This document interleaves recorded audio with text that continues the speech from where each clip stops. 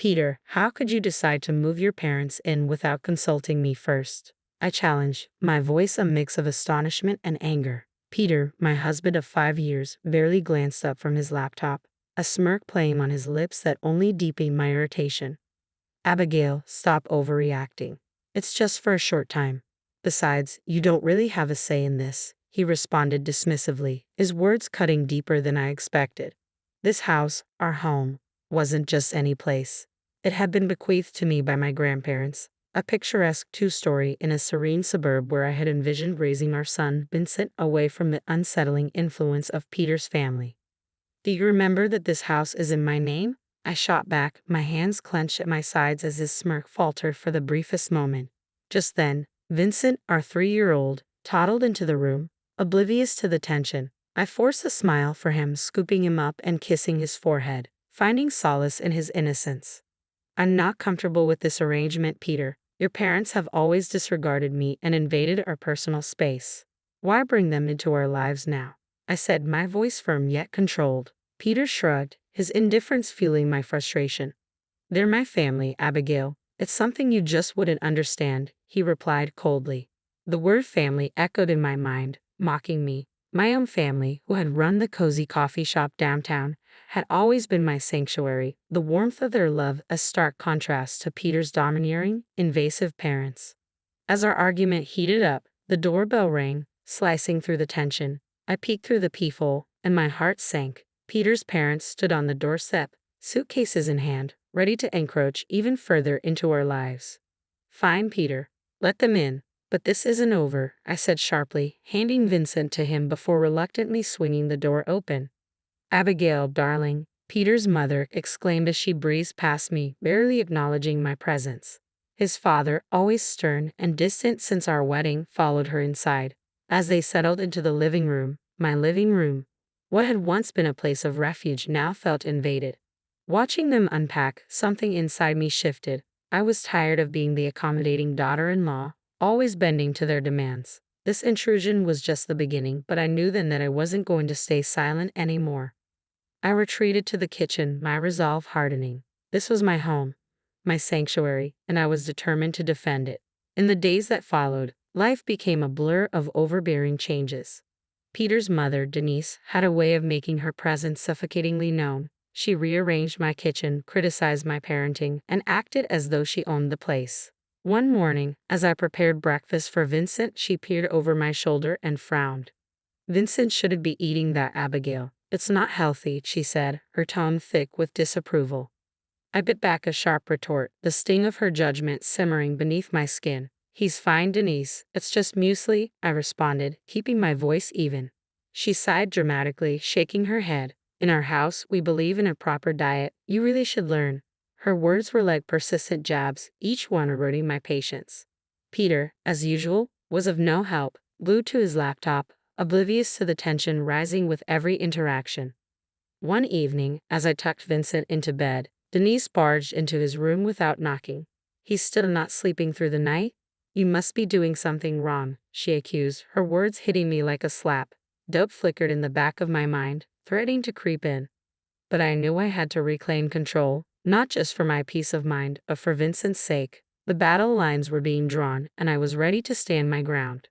I'm doing everything I can, I snapped, the frustration I'd been bottling up finally spilling out. Denise's eyes narrowed, and she tilted her head, her voice dripping with condescension. Clearly, your everything isn't enough. Maybe things would improve if you had a real job and some structure. The anger inside me boiled over. This is my house, Denise. I'd appreciate it if you remembered that you're just a guest here. I kept my voice steady, though it took everything I had. She let out a cold, dismissive laugh, her tone chilling me to the bone. Oh dear, Peter never told me you were this delusional. This is his house too, and as his mother, I have every right to be here. The next day, the tension reached a breaking point. I walked into Vincent's room to find Denise rummaging through his drawers, her hands buried in his things, rearranging them without a second thought. That was it. The line had been crossed, and I wasn't about to back down. What do you think you're doing? I demanded, my voice shaking with anger. Denise didn't even bother to turn around. I'm just organizing. This room is a complete mess, she said, her tone dripping with condescension. That was the last straw. I want you out of my house. Now, I exclaimed, my voice a mix of fury and desperation. Denise finally turned to face me, her expression one of mocking surprise. Your house? Oh, sweetie, you're just the wife. This is Peter's house too, and he wants us here.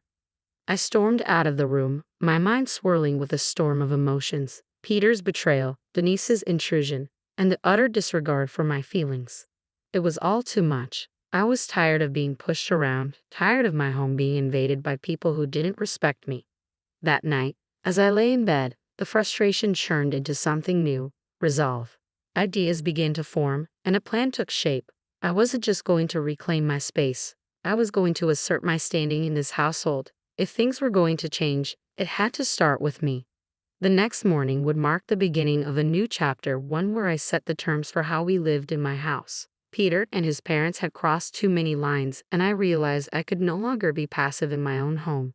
Their constant intrusion was not only disrupting my peace, but also affecting my son's future. As the tension simmered, I steeled myself for the inevitable conflict. The real battle for control of my home was just beginning. A few days later, during a dinner already fraught with tension, Peter casually dropped a bombshell that shattered any pretense of normalcy. My parents need to stay with us longer. Their house is undergoing renovations, he stated, as if it were a minor detail that shouldn't concern me. My anger flared instantly. Longer? Peter, we never even discussed them staying here in the first place, I exclaimed, struggling to keep my voice level. He shrugged, avoiding eye contact as though the gravity of the situation didn't matter. It's just for a few more weeks. What's the problem? The problem? My voice cracked with frustration. Your mother treats me like an outsider in my own home. I snapped, unable to contain the boiling resentment any longer. From across the room, Denise chimed in, her voice thick with condescension. Abigail, you're overreacting. We're family. You should be more understanding. She dismissed my feelings with a casual wave of her hand. That night, as I lay in bed, sleep eluded me. Denise and Peter's words echoed in my mind, each one hardening my resolve. I was done playing the accommodating wife. Tomorrow, things would change, and it would be my terms they lived by. I refused to be marginalized in my own home any longer. It was clear that taking a stand was no longer an option, it was a necessity. The next morning, fueled by a restless night of thoughts, I reached out to my brother Mason, who had always been my rock. They're taking over my life, Mason. I can't handle it anymore, I confessed, the strain evident in my voice. Mason's response was immediate and supportive. Abigail, you have to stand up for yourself. Don't let them push you around. It's your house, your rules, he encouraged firmly. His words instilled the courage I needed to confront the situation head-on. I began to gather evidence of Denise's domineering behavior, photos of my rearranged kitchen, notes on disrupted routines, and recordings of her disparaging comments. Armed with this evidence, I waited for the right moment to confront them. That moment arrived one afternoon when both Denise and Peter were in the living room, seemingly relaxed. I entered the room with determined strides and announced, "We need to talk, now." As they turned to face me, surprise flickered in their eyes, clearly unaccustomed to my assertiveness. I laid out my case clearly and unapologetically, presenting the evidence of Denise's intrusive behavior and expressing how disrespected I felt in my own home. The room filled with tension, but this time I didn't shrink from it. I stood my ground, ready to reclaim the respect and autonomy I deserved. This was more than just a confrontation. It was a declaration of my independence within my life and home. My voice was firm, cutting through the tension as I faced Peter, who looked startled by my tone. "What's going on, Abigail?" he asked, a hint of unease in his voice. "It's about your parents, Peter, their constant interference and lack of respect for my boundaries. It stops today," I declared, clutching my list of grievances tightly. Denise scoffed from her chair, dismissing me with a wave of her hand. "This is ridiculous. We're just trying to be helpful." "Helpful," I shot back, the frustration boiling over. "Helpful by constantly undermining me, by making me feel invisible in my own home." I shot back, my frustration reaching its peak. Peter shifted uncomfortably. "Abigail, they're my parents. We can't just ask them to leave." "No, Peter," I countered sharply, my resolve unwavering. "They're guests in my home, and they've overstayed their welcome. Either they go, or I will, taking Vincent with me." The room fell silent, my ultimatum hanging heavily in the air. I could see the wheels turning in Peter's head, But it was Denise who broke the silence. "You wouldn't dare," she hissed, her facade beginning to crack. "Try me. I won't regret standing up for myself," I retorted, filled with newfound determination. That night, Peter's parents packed their bags. As they left, Denise shot me a venomous look. "You'll regret this, Abigail," she warned. But as the door closed behind them, a profound sense of relief washed over me. It was the first step toward regaining control of my life, and I was ready for whatever challenges lay ahead. The days following Denise and her husband's departure were oddly quiet. Peter's demeanor turned cold and distant, and our interactions became minimal and strained. Yet I found solace in the peace of my own home and the joyful laughter of our son Vincent. One evening, as Vincent played with his toys, Peter broke the silence with an unexpected announcement. "I have to go on a business trip." The news shocked me, but it also brought a moment of clarity. It was time for me to fully embrace the peace and independence I had fought so hard to achieve. "I'll be gone for a few weeks," Peter announced, his tone indifferent, as if our faltering relationship was merely a minor inconvenience compared to his work obligations. "Fine," I replied, steeling myself for the changes ahead. I replied sharply, a surge of relief washing over me at the prospect of his absence. As soon as he left, the atmosphere in our home shifted, becoming lighter, almost liberating. I began to undo the changes Denise had imposed, each correction feeling like a small victory in reclaiming my space. However, the real turning point came unexpectedly when I stumbled upon a series of emails on Peter's laptop, left carelessly open. The emails laid bare an affair, a betrayal that cut deeper than any of Denise's pointed remarks. A storm of anger, hurt, and betrayal engulfed me as the reality of his deception sank in. It was clear that Peter needed to face the consequences of his actions. With a clear mind and firm resolve, I started to plan my next steps meticulously. The first order of business was to secure my financial and legal standing. I contacted a lawyer, laid out my situation, and initiated divorce proceedings. Then I turned my attention to the house, a legacy from my grandparents and a symbol of my independence. "I want to sell the house quickly and quietly," I told the real estate agent, my voice steady. Her surprise was evident, but she sensed the urgency and gravity of my decision. "Are you sure about this, Abigail? Selling the house is a big step," she cautioned. "I've never been more certain," I assured her, my voice laced with a mix of betrayal and newfound determination. The house went on the market, and to my relief, offers came in swiftly. The thought of Peter returning to find he had lost control over this aspect of my life brought a bittersweet satisfaction. Throughout this tumultuous period, I leaned heavily on my family for support. Though shocked by Peter's actions, my parents stood firmly by my side, providing the emotional backbone I desperately needed. I needed their support as I navigated this challenging chapter. Their presence was a constant reminder of what true family support should look like. "We're here for you, no matter what," my father reassured me, his eyes tender as he watched Vincent play, blissfully unaware of the storm swirling around us. I quietly vowed to protect his happiness at all costs. Peter's return was inevitable, but I had changed profoundly in his absence. Armed with the truth and a concrete plan, I was ready to confront him and reclaim my autonomy. When the day finally came, the air was thick with tension, a tension I had mentally rehearsed many times, imagining every possible reaction.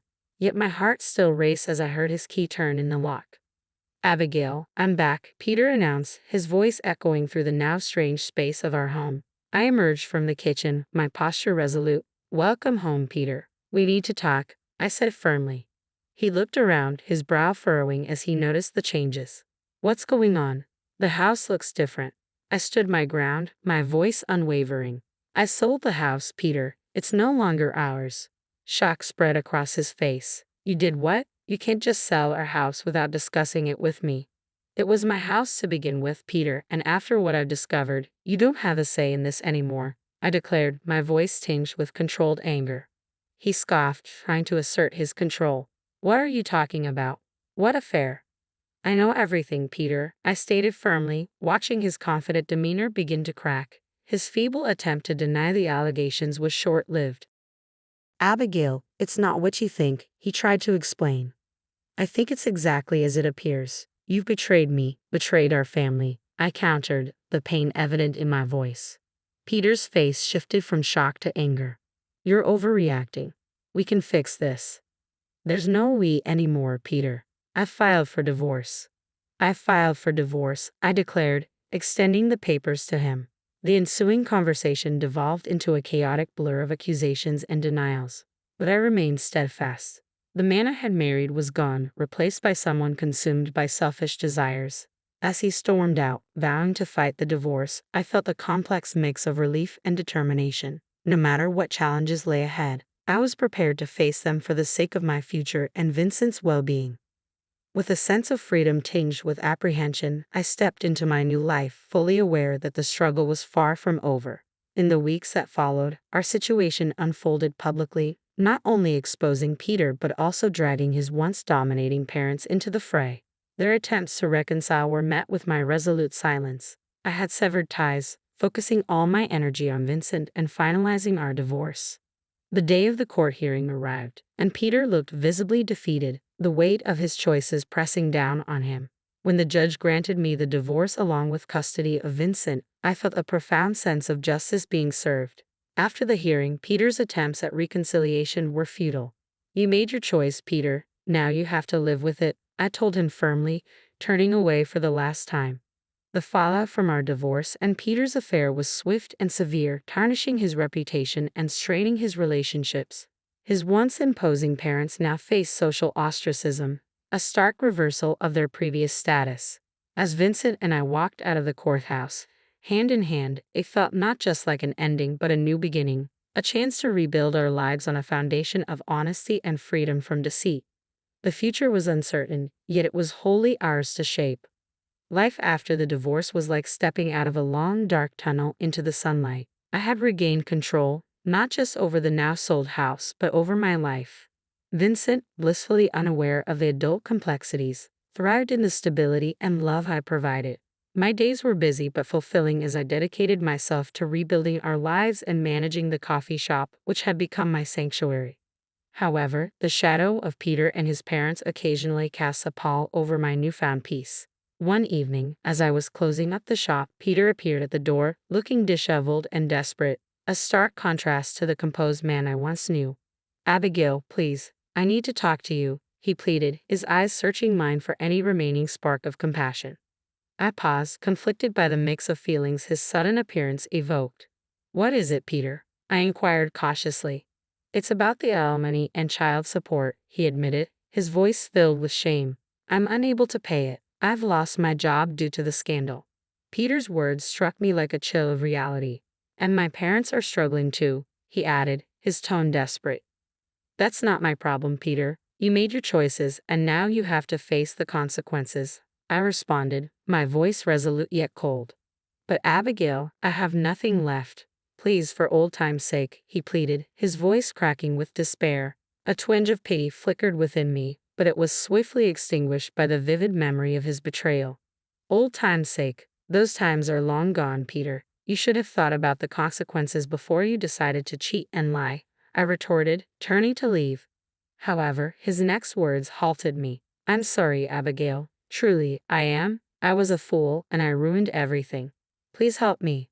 For a brief moment, I saw the man I once loved, vulnerable and filled with regret. Yet the pain he had caused was too profound, the betrayal too fresh. "I'm sorry, Peter, but I can't help you. You need to figure this out on your own," I said, my voice firm, signaling the end of our shared past. As I walked away, a profound sense of closure enveloped me. The journey had been fraught with betrayal and heartache, but it had steered me toward newfound strength and independence. Life moved forward. Vincent grew, his laughter and curiosity infusing our home with joy. The coffee shop thrived, transforming into a hub of warmth and community. I found solace in simple pleasures: the aroma of fresh coffee, the sound of Vincent's giggles, and the steadfast support of those who loved me. Peter and his parents faded into distant memories, their legacy a stark reminder of the consequences of betrayal.